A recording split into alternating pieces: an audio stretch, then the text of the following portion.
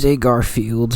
I'm gonna fast forward a little bit. You don't have to know every single little detail, but I'll hit the main parts and for the most part give you just a general outline of their entire life. He would go to school, Williams College, and the Eclectic Institute, where he would learn everything that he possibly could. While there, being a serious student, he hunted, fished, played billiards. He drank, despite taking the religious path. Ultimately, when he was 18, he didn't take any temperance pledge, didn't really join any sort of cause or way, shape, and form in that perspective.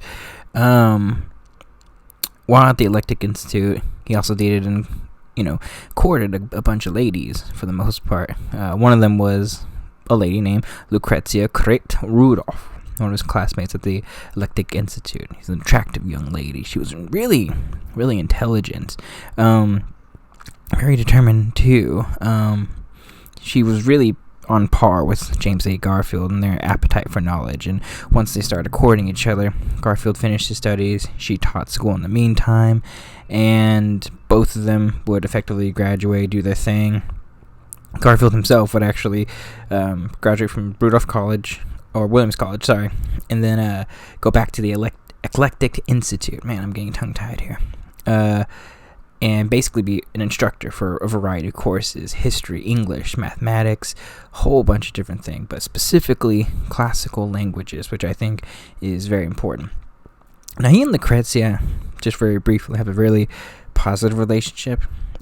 It's not the greatest love story by any stretch of the imagination, but it was stable, strong, and I think, above all else, what is very noticeable, prominent, and should absolutely be considered is that their children, they would have 4 sons and 1 daughter, and a couple of them would die in infancy, unfortunately. But all their kids, for the most part, the sons, James Jr., I guess you could say, Irving, et cetera, they would all actually grew up to be really successful individuals and people.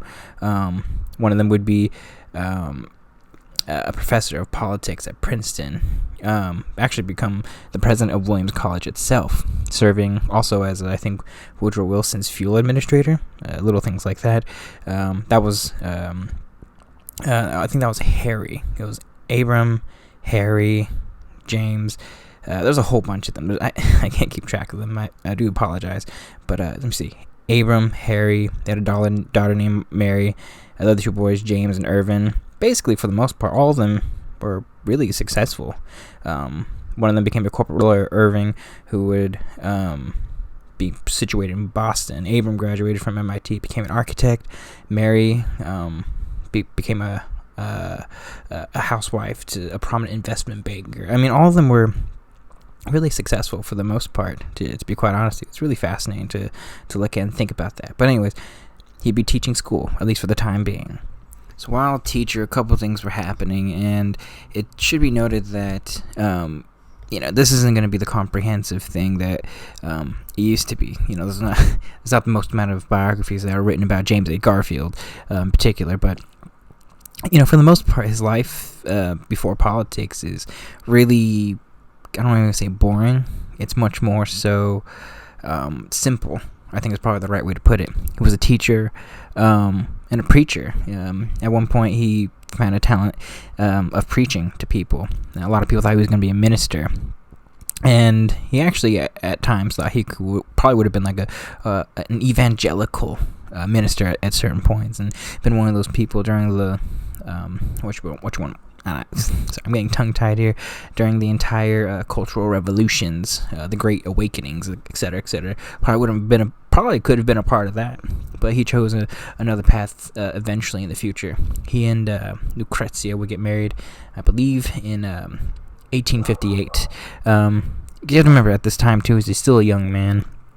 And this is the height of bleeding Kansas, etc., etc. A lot of this stuff is happening during this particular point in time. 1857, though, while at the Eclectic Institute, the president retires. And when the president retires, there's an opening. And a lot of people thought this other guy, who was his faculty member, this guy named Norman Dunshee, who's really a fascinating individual. He was I don't think he was an abolitionist by any stretch of the imagination, but he advocated for abolitionist beliefs, pushing for an abolitionist perspective in certain points of his life, and a lot of people thought he was going to get it. He probably didn't get it because he was a full-blown abolitionist in that perspective, and that job eventually ended up going to James A. Garfield himself, even though his credentials weren't as, I guess you could say, not as good in relative comparison. James A. Garfield's like, okay, cool, and Dunshie's basically just like, bruh, come on, man, come on. Now, let me get this straight.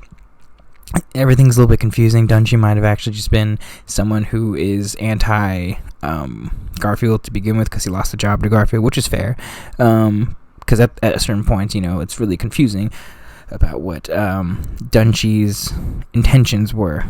But at one point, he pushes the abolitionist stance at the Eclectic Institute, because Oberlin College, which is nearby, which had a very strong abolitionist stance, ultimately was just like, hey, you guys want to be abolitionists and whatnot? And Dunshie's like, we gotta be like these guys, and Garfield's like, nah, probably not, even though Garfield was an abolitionist kind of at heart, which is tough, because he ultimately tried to play the middle ground, which is tough because, you're the president of an institute, but at the same time, it's like, you gotta believe in something. You gotta be steadfast in your beliefs. And if you don't actually believe it, when it comes to moments that could affect real change, it doesn't make you appear to be the strongest individual in the room. So it's not a good point, and I got not a good period of his entire career, and he actually lost a lot of support from abolitionists and Republicans, and at this point he is a stalwart Republican. But it's also at this point too that he's really considering a whole bunch of different things. Once he gets married at the Eclectic Institute, he ends up studying for law specifically. He's really pushed by her father in particular, once they get married, to really try and find some form of, you can be a president, but at the same time, if you're going to have a bunch of kids, you got to work hard and produce for them. So he starts studying for the bar along with Lucrezia, and by 1860, James A. Garfield is now a lawyer. Alright, so once he passed the bar, which was in 1861, I think he studied in a law firm in Hiram, Ohio. Time was passing. 1859, he actually ends up winning or running for office for the most part. His political career effectively begins when a couple of Republican leaders see him as a moderate Republican. The truth is that you had to be moderate at that particular point in time, even though to a certain extent, I think in some ways Garfield was an abolitionist at heart, but it's tough when the actual track record of a lot of his legislation and stuff like that is really kind of all over the place. Politics, am I right? Come on, guys. But they invited him to enter the political field. To the local Senate seat. This guy, Cyrus Prentice, ended up dying, so a seat was open, and they just nominated him for the party's convention on a whole bunch of different ballots. He technically gets in 1859, I believe so. There's a whole bunch of different books, effectively, that really postponed it. So he technically wins, there's a whole bunch of conflicting information, because it says he wins it in 1859, but he doesn't really serve until 1861. And I think a lot of, because you have to understand back then too, which is a big reason why I believe it was the actual amendment that didn't have, or that basically has now direct election to senators. The problem is that for certain, I guess, reasons, seats would just be open for quite some time if there's complicated election results, or there's a whole bunch of different things that go into it. And I'm kind of doing this on the fly, off the top of my head. But effectively, he wins the election in 1859, doesn't actually serve until late 1860 to 1861. And this was very, very difficult period and point in time. John Brown's doing his thing, and the upcoming election is going to occur in 1860 with Abraham Lincoln, whom James A. Garfield fully supports and is really pushing for. Now, once in political office, James A. Garfield his stock starts to rise, first and foremost because he's actually just a fantastic speaker. The Ohio governor, this man, Williams Dennison Jr., he needed someone to speak to a couple of specific states, Ohio, Kentucky, Tennessee, regarding certain unity, reliance on the Mississippi River. There was a whole bunch of problems that were occurring around that particular point in time, Mississippi River being one of the prominent sources of transportation of goods and services, etc., etc. And James A. Garfield was basically the man and ultimately helped, argued skillfully for the need of solidarity between the three states around that particular point in time. It's also unfortunately too that Abraham Lincoln will win the presidency. Not that part, that's unfortunate, but the eventual civil war that will effectively occur. Which is funny because James A. Garfield, while supporting Abraham Lincoln, kind of goes back and forth. He's on one hand like, I love Abraham Lincoln, but then once Abraham Lincoln goes in, seeing all the stuff that's actually happening the following weeks, the parties win effectively kind of just going all over the place because everyone's seeing that a whole bunch of different states are succeeding from the Union, and Garfield's basically just like, I think in a letter he wrote to a friend, he says, just at this time, we have no man who has the power to ride upon the storm and direct it. The hour has come, but not the man. And then James A. Garfield, who had actually campaigned for Abraham Lincoln, actually meets him, and he's like, bruh, dude, this guy's he's pretty lit. He writes, he has a peculiar power of impressing you. He's direct, thoroughly honest, and good sense, and I just like that part. He's just honest Abe, basically. Now let's talk about it. Most of these presidents, starting with my brain is not working right now. Ulysses S. Grant, all the way up until about William McKinley, Grover Cleveland's, and Benjamin Harrison. I don't believe either one of them participated in the war effort. We'll wait until their episodes. We'll figure it out. Retroactively, just don't think about this part. But anyways, James A. Garfield is going to be the second of these presidents who will actually participate in the war. But the main difference between the others is that he will actively participate a little bit later than most. He had no military experience, but he actually wanted to specifically be a part of the war effort. But the governor, specifically that Dennison guy, William Dennison, and actually asked him to still be a part of the state legislature, to actually be kind of like the spokesperson in a lot of ways to the North in certain states, specifically Ohio, Indiana, Illinois, all those states for the most part. And he was basically just going to have to go from state to state and really bring people within the full campaign, not campaign, but hey, do you want to fight for the army, to help enlistments, etc., to help try and get loans from other different people. I think he actually ended up helping pass legislation that helped bring in about $500,000 worth of finances to actually help buy, artillery, muskets, all the things that a Union soldier will need. Most of these soldiers that he helped bring in ultimately fell into the ranks of George B. McClellan himself. And by the time he came back, ironically, after all of that, he had actually lost his opportunity to actually get the specific military post that he wanted.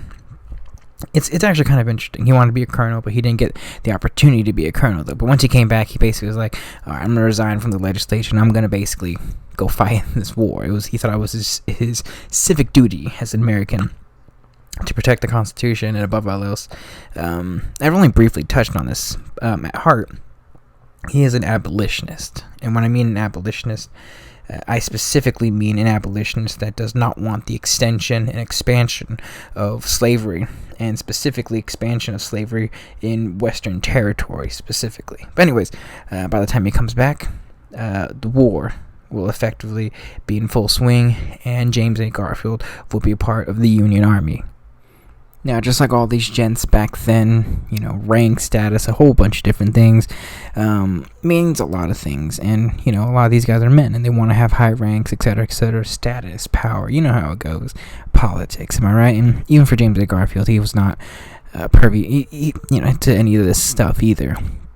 When he came back, he was insulted, actually, at one point, because the highest rank he was going to be given was like a lieutenant by the governor, in which case he actually, at one point, decided he didn't want to be a part of the military effort, at least for a couple weeks. So he's like, I'm going to go home. And then the governor's like, well, okay, how about this? You're a lieutenant, but we give you whatever you want to do. You can do this, you can do that, do whatever you got to do for the most part. And you will be leading a contingent of troops. And James A. Garfield's like, okay, whatever, fine, I'll do it. And James A. Garfield, just like a lot of the senior officers back then, did what every other senior officer did at that time when it came to troop recruitment. Because back then, you weren't just assigned troops; you actually had to go recruit back then and go to different places. So he went everywhere, all across Ohio. He even went to Hiram itself. That was his first stop, actually, and ended up getting a lot of troops. The 42nd Ohio Infantry, which, by the way, just to preview what's to come for James A. Garfield. He's going to be a part of a whole bunch of different battles of, I believe, Chickamauga, and the second battle of Shiloh, or the second day of fighting at the Battle of Shiloh, specifically. Now, once he had his troops, once he had his men, he basically joined Brigadier General Don Carlos Buell, and basically just the entirety of what is the Army of the Ohio for the most part. And immediately after, arriving, Buell basically just gives him a whole bunch of different, pretty tough jobs, to be quite honest with you.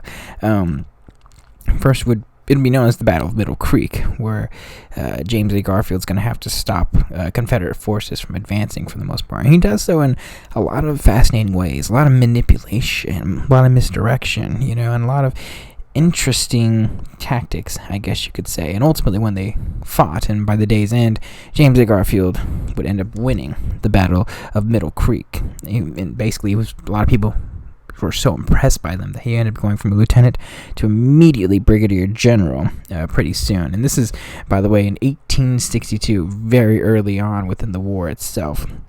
I mean, you have to understand, in this particular battle, his troops were greatly outnumbered in every sense of the way, and they still defeated the Confederates. David versus Goliath, kind of little things like that. And this is a big position, too, because it gave him control of eastern Kentucky. And later, after more fighting, more, troops fighting left and right, participating in the Battle of Shiloh itself, James A. Garfield would rise through the ranks. He'd be brigadier general to effectively, soon after, he himself, I believe, would eventually rise to the ranks of a colonel himself. But that wouldn't be for a little while. Until then, he was I think he was a major general, I believe, by the time, in 1863, after the Battle of Chickamauga. Sorry, most of this is at the top of my head, so I'm kind of just going on a whim, but I believe he does become a colonel. If I'm wrong, I'm wrong. I'll probably have to stop this for a second and then really just try and figure it out at the top of my head, because I'm going a little bit too fast. But anyways, yes. Okay, after stopping the recording for a second, he never became a colonel. He became a major general. I just want to point that out, and I do apologize for the confusion, if there was any confusion, for a very brief time. Anyways, the war for James A. Garfield really was a bit of a fascinating one. He was a pretty smart cookie, and he worked really well. Once he became a brigadier general, he joined Ulysses S. Grant through his advances, specifically through Mississippi, etc., etc., and ultimately would participate in the Battle of Shiloh and a couple other battles themselves. Basically, Garfield and his troops just joined the army. They would drive the Confederates back, specifically on the second day, which every single book always notes for some particular reason. And because you remember, the Battle of Shiloh was one of the bloodiest of the war itself to date. And Garfield himself was basically fighting back against fire all day, but somehow emerged, uninjured for the most part. This is also a difficult time for James A. Garfield. He actually got sick. I believe he had jaundice and ended up losing a whole bunch of weight and was forced to go home. And by the time he went home, his wife was like, "Oh, my stars and garters," and he got to be with his kids, etc., etc. And political machinations are occurring at this particular point in time. A lot of political positions would be filled by these Republican soldiers in the Union, which I want to point out is always very interesting, that I'm always thinking about. It's like, how do you win a civil war? It's kind of in a lot of ways the battle of politics, other than the actual battles themselves. So it's it's very interesting. And James A. Garfield, just like Rutherford B. Hayes himself, his predecessor, would basically be getting a Republican nomination for Congress around this particular time. Now, how did Garfield feel about the war? He was all over the place. Ironically, a lot of his letters and a couple of the biographies I was able to find basically say that, like a lot of people, but specifically for him, the war was disgustingly slow, as I think in one of the books that would basically describe it. A 4-year-long civil war, it's no easy feat to have to really deal with that. And for him, he was basically a big abolitionist. So he's basically just like, hey, guys, we gotta fucking just abolish slavery, just fucking do it, Pardon my language. But the more men he lost, the more he got disheartened, the more things became very difficult for him.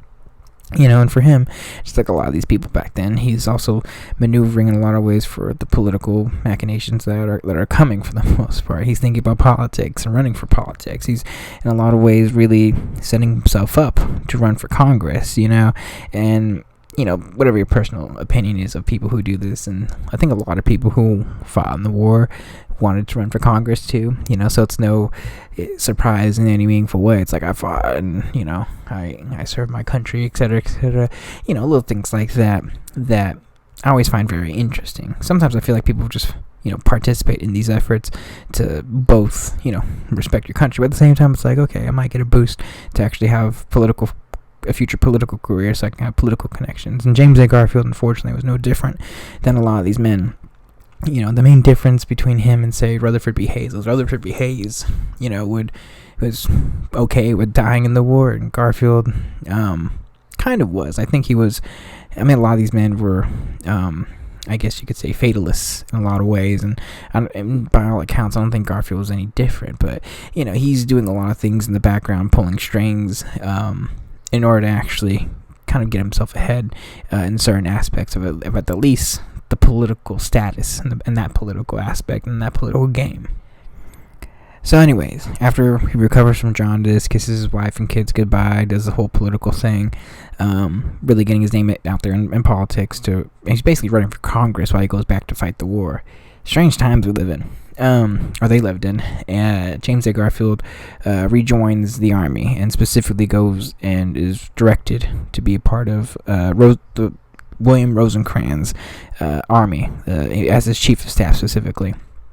And he ultimately ended up basically trying to communicate everything. Because he's a part of what I think it's called the Army of the Cumberland. In which case he's just trying to basically run his entire operation, military installation. And Rosecrans really enjoyed James A. Garfield, and Garfield respected Rosecrans.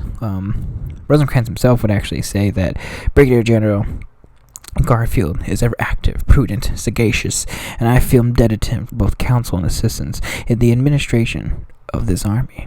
He possesses the instincts and the energy of a great commander. I don't know why I whispered there. Sorry, I'm very low energy right now. Garfield respected Rosecrans, and Rosecrans definitely respected Garfield.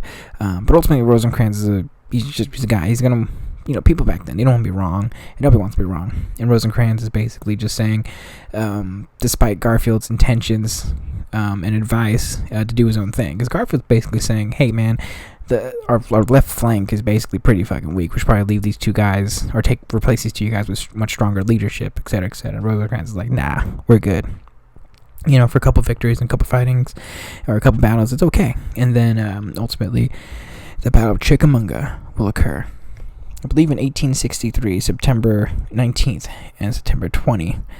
The issues that James A. Garfield brings up ultimately ends up coming to light. In which case, James A. Garfield is going to have to make do and make things happen. So James A. Garfield, he does this weird cavalry charge and this cavalry ride, I believe, and ultimately becomes this legendary ride. While Rosecrans' blunder ultimately ends up losing, I believe, the Battle of Chickamauga, or at the very least not having it not become a substantial disaster.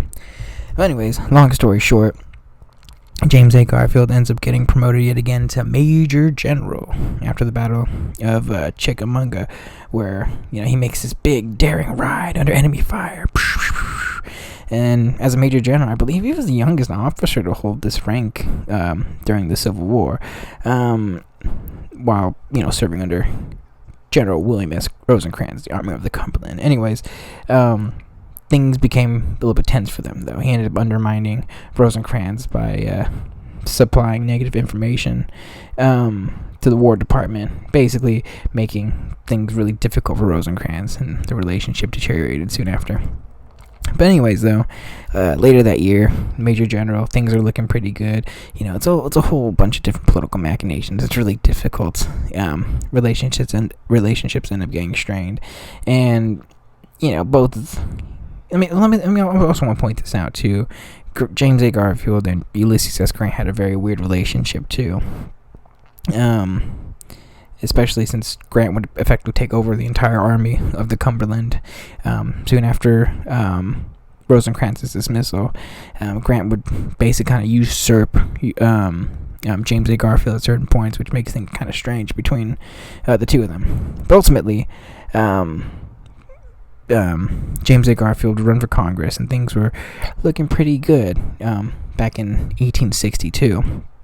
And he ran Republican in a pretty unique, very Republican district, and things were looking good. And he would actually win his election in 1862, 1863. And Abraham Lincoln's basically saying, how about this? You want to stop fighting and going under enemy fire, because I need all the Republican votes and all the Republican hands that I can basically get. And James A. Garfield is just like, all right, fam, I'll go to Congress. So in December of 1863, James A. Garfield, his entire war, I guess you could say Civil War career, technically comes to an end, and he will join Congress in 1863 at the age of 32, 33 years old, around that particular time. James A. Garfield would join the United States Congress, specifically the United States House of Representatives, 19th District. And let me explain it this way, because he's going to serve about 8 or 9 terms in Congress itself. And James A. Garfield is going to have, at the very least during the wartime, a very fascinating record. He's going to be considered a radical Republican by every sense of the imagination. Radical Republican is basically being straight up abolitionists, etc., etc. We gotta free the slaves. We gotta do it. This is the only way that's gonna stop this war. Yada yada yada. And technically speaking, it's the right perspective and point of view, but it also leads to political difficulties, because Congress, United States in general, is supposed to be a balance between I don't want to say Republicans, Democrats, but not everyone's going to have the similar perspectives and points of view. And like I said before, with Grant and Abraham Lincoln, the Republican Party's got it's fighting itself in a lot of ways, where they're the old school Republicans. I don't want to say old school Republicans, but the moderates, and then you got the radicals, and then you got a whole slew of Democrats that are still there, that are still sympathetic to the Democratic cause, but still kind of just okay, this war is unnecessary, And James A. Garfield himself is going to be considered a radical Republican. When he goes in, he immediately joins the Military Affairs Committee, trying to pass bills that will add more troops to the Union Army. And I would like to point this out. There's a bunch of different books that, around this particular point in time, mainly due to Abraham Lincoln's lack of, I guess you could say, passion to not necessarily free the slaves, but, at this point for them, it's come on, man, the Civil Wars are going on for 2 or 3 years. We got to end this thing, so we got to do something. And, one book will basically say that, he wasn't an impassioned supporter of Lincoln in any way, shape, or form, but, he understood what Lincoln represented, and ultimately, at the same time, politically advantageous to support Lincoln. But another book will basically say he did not like Abraham Lincoln at all. He never really liked him, considered him a second-rate Illinois lawyer, and basically, failed in the war effort in every sense of just basically logic at that point. He failed, and Garfield himself was basically we gotta do more. We gotta seize rebel property in the North and execute a whole bunch of Confederate lawyers and leaders, etc., etc. And despite helping campaign for Abraham Lincoln's re-election bid, he really didn't do much for the most part, at least in support of Abraham Lincoln, when he himself was also trying to go for his re-election bid in the following congressional midterm elections. And basically, during the war, he's just siding with the Republicans. Despite being, as a radical Republican, he's just obviously going to side with the Republicans. It's pretty silly when I think about it, but he's going to win his re-election bid in 1865, along with Abraham Lincoln. Although Abraham Lincoln's going to get shot, and James A. Garfield really learned. He was in his first term really rambunctious, energetic, and kind of out there, and really outspoken. But he really starts learning the political machinations around this particular point in time. One of his more prominent speeches was after Abraham Lincoln is assassinated. He's basically saying it was not one man who killed Abraham Lincoln. It was the embodied spirit of treason and slavery, inspired with fearful, despairing hate that struck him down. And as a radical Republican, just like all the radical Republicans, he's basically saying the Democrats did this and the South did this, and we need to, kind of seek revenge in a lot of ways, or at the bare minimum, they need to be prosecuted to the fullest extent of the law.